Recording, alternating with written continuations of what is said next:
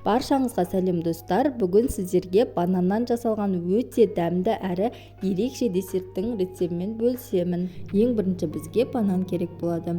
Мен 2 бананды алып, осылай барынша жұқа етіп турап шықтым. Жұқа етіп туралған бананды арнайы ыдысыма салып, дайындап аламын. Енді осының үстінен 2 жұмыртқаны жарып қостым және бөлме температурасындағы тұрған жылы сүтті қостым. Сүтіміз міндетті түрде жылы болу керек. Тоңазытқыштан жаңа шыққан салқын немесе ыстық сүт бізге жарамайды. Және осының үстінен жылы суды қосып, дәміне қарай кішкене жарты шай қасық тұз қостым. Және 3 ас қасық қант қостым. Қантты әрине өз қалауларыңызға қарай сала бересіздер. Және 1 шай қасық ашытқыны қосып, жақсылап блендердің көмегімен езіп аламыз. Бананды осылай өте жұқа етіп турайтын болсақ, блендермен өткізген кезде бізге қиындық туғызбайтын болады.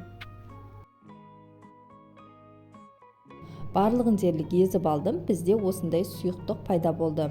Және қасықпен бір араластырып тексереміз, ішінде бананымыз езілмей түйіршік болып қалып қоймау керек.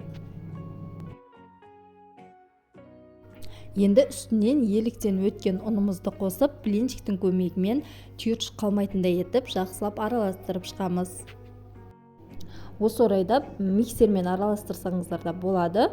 Маған осылай ыңғайлы болды.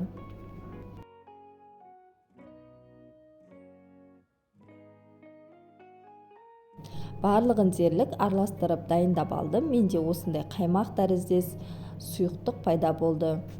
Және бетін пищевой пленкамен жауып, жылы жерге 1 сағатқа қоя тұрамыз. 1 сағаттан соң біздің тестамыз осылай көпіршіп, өздігінен көтеріле бастайды.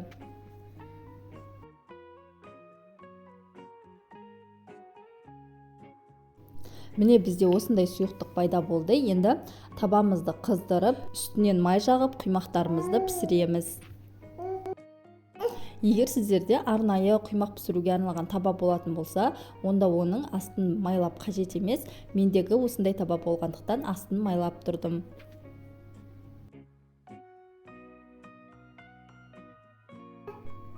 Мен кіші ожаумен 2 ожау құйып алдым. Енді астыңғы беті піскен кезде бетінде осындай көпіршіктер пайда бола бастайды. Келесі бетіне аударып, келесі бетінде 1-2 минуттай пісіріп аламыз.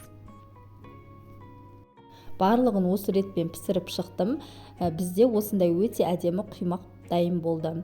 Енді біздің құймағымыз әдемі көріну үшін осындай ыдыстың көмегімен жан жағындағы артық бөліктерін алып тастап, осындай дөңгелек формада жасап алдым.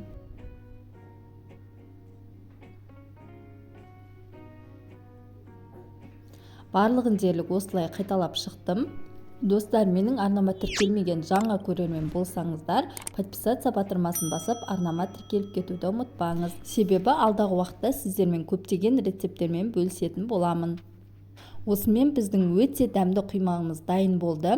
Видеоны соңына дейін қарағандарыңыз үшін рахмет. Егер сізге видео ұнаған болса, лайк басып, арнама тіркеліп кетуді ұмытпаңыздар.